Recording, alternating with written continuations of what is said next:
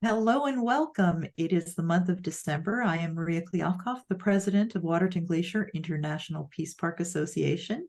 And this month I am joined by David Savage, who is both the action team chair for the Environment and Conservation Action Team of the association.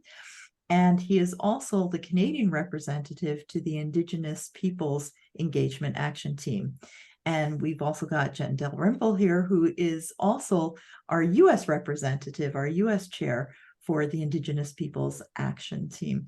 And the reason I wanted to have this conversation with the two of you is here we are in the month of peace, in a time in the world where we're all aware of how much peace is not happening right now. Mm-hmm. In a time in the world where environment is being challenged, in a time in the world where Indigenous voices are truly crying to be heard and aren't always heard, both in Canada and in the US and beyond these borders. And so I wanted to share with you thoughts that you have, thoughts that I have about what does it really mean to be custodians? And if we are gifting to future generations, because I do believe December is the month to have these conversations, what is it that is our responsibility in what seems like an overwhelm right now? I know last month I spoke about the overwhelm of what can we do in peace in this time where it's not feeling like peace. And I read those poems. And for those of you who maybe didn't see the November missive from the president, please go and watch the November video because I've gotten lots of wonderful feedback on it. But I think the next level of this conversation is if it is for us to do what we can do, then the next logical question is what can we do and what should we be doing? So maybe David, I'll start sending it your way so that we start with the environmental piece of custodianship and then we can move into the Indigenous conversation. Thank you, Maria, and thanks for being my leader in the Indigenous Engagement Action Team, Jen.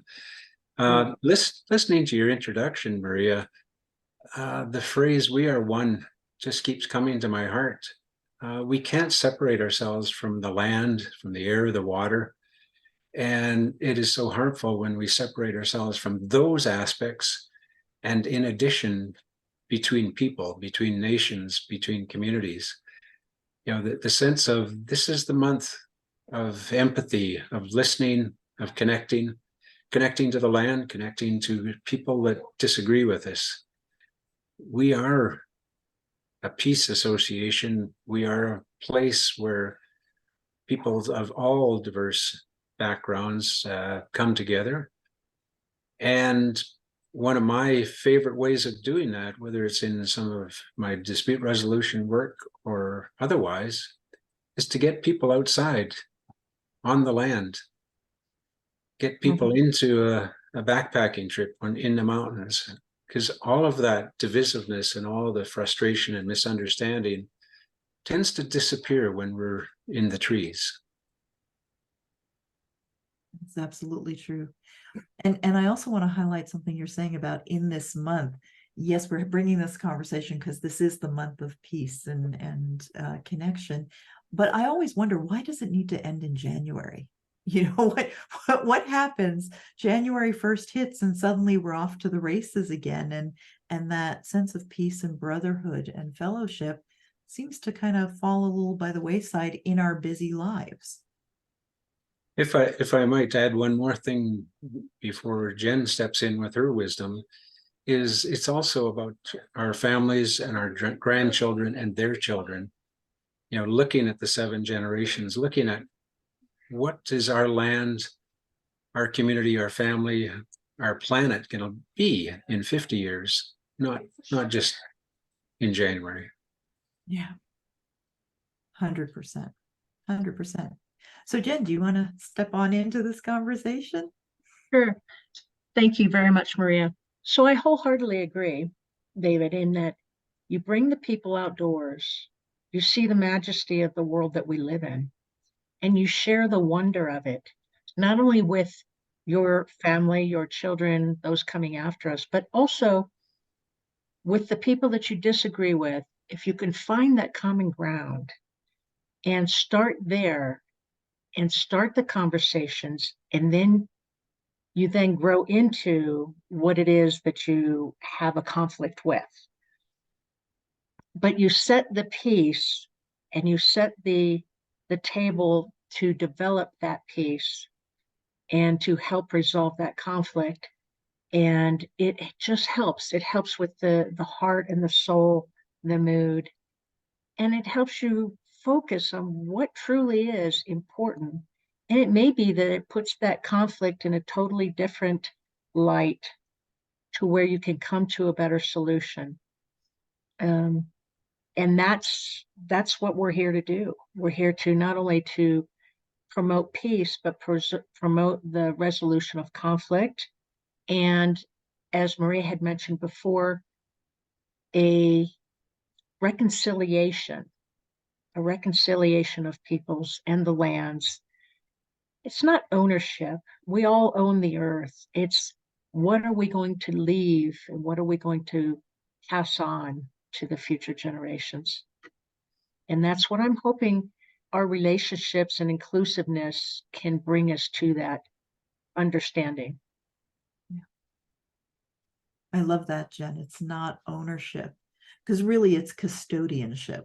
Yes. Right? We are custodians of this land for future generations. We aren't the owners of this land.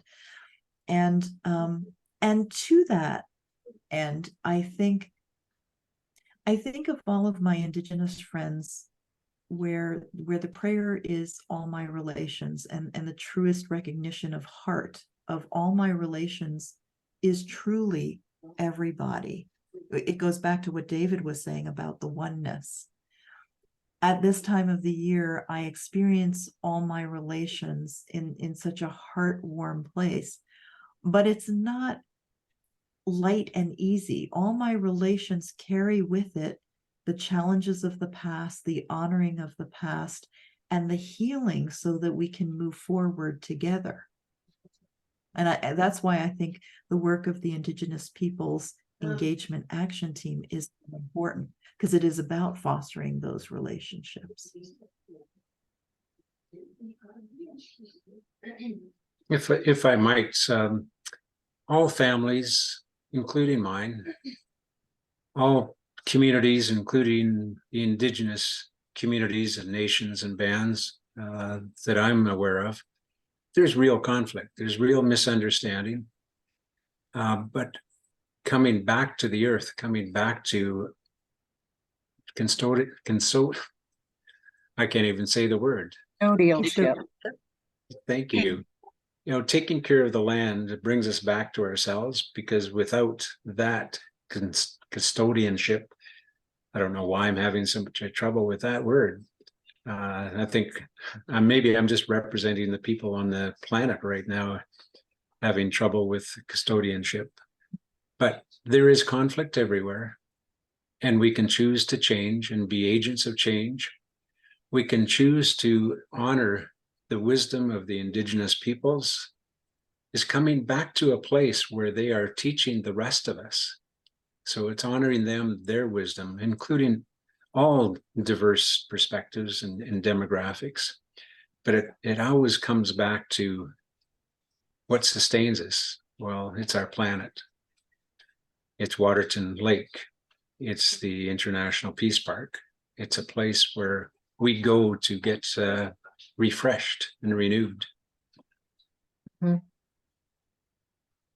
100%. Jen, your thoughts on that? I wish I could spend more time up there to take part in that renewal. And it's where you can find your spirit and your renewal. Waterton is such a beautiful, awe-inspiring place. And it puts it very much in perspective. We're so small, and I don't want to say insignificant, because we are significant and we can have very significant impacts, both destructive and beneficial. But that in itself really gives you a perspective of our small time on this earth in respect to the age of the earth and what's there, and the beauty that is there and how it came about. and how quickly it can disappear with misuse. And that custodianship is so important. And it can be just one step at a time, one person at a time, and preserving that and trying to promote that in other places is so important for those who can't get to Glacier or Waterton. But it's so important to preserve a small piece of that in every community to get back to nature and get back to what the Indigenous peoples talk to us about their soul, and they're only here. Everything has a spirit and everything speaks to them, whether it's the rocks, the plants, the trees. And that in and of itself can bring healing to your spirit. And once you're healed, it's much easier to pass that on to the next person. And so, Maria, if I can jump in here, I started to think about the word sustainability. You know, this month, it's going to be a financial challenge for many people and many families. We used to expect that everybody would go out to the forest and cut down a tree and then decorate it for a few weeks and then throw it out. Well, one of the things that I know, Maria, you're aware of, and Jen, we haven't invited you up to participate in this, but one of the things I love about Cranbrook in the community forest, rather than cutting down trees, the community takes their decorations and their lights and their handmade cookies into the community forests. And we have an area that's increasingly just beautiful, where children and grandkids and families can just go walk in the wintertime in December and look at all the decorated trees that are living. And of course, in early January, we were all asked to go pick up our stuff and bring it back so it doesn't stay or drop and become a nuisance for the forest. But isn't that a beautiful model where there's 1,000 Christmas trees and we're sharing it as a community? Mhm. That's Ab- fantastic. That's absolutely beautiful. Yeah. And bringing community together. You know, my favorite memories are things like going out and skating on the pond, right, with everybody else in the community. The Christmas memories that I have are about interacting with nature, going for those nature walks, and learning about the environment that I'm in. Now, I grew up in New York City, but then when we went out into the country, that was just such a gift and such a blessing. And so part of this season for me is about maybe the reason we cut down trees and brought them inside was because we needed to connect with nature. I remember Rick Steves talking about how throughout Europe, it's bringing in the boughs, it's bringing in the pine cones, it's bringing nature in to remind you that there is light and there is vitality even in the darkest of winter. And all of the celebrations, whether it's Kwanzaa or it's Hanukkah or it's Christmas, it's the celebrations of light, right? It's being with family. So Yeah. that brings me back to a childhood memory of when my father was stationed in Greenland. And you know, Greenland doesn't have a tremendous amount of trees. And my mother wanted to share with him our family celebration. So we went out into the desert because I grew up in the desert. We didn't have Christmas trees. We didn't have the trees that made Christmas in that sense. But we went and got the skeleton of a cholla cactus, which has the beautiful branches and has the little holes in it. And it just looks like a beautiful little wooden structure.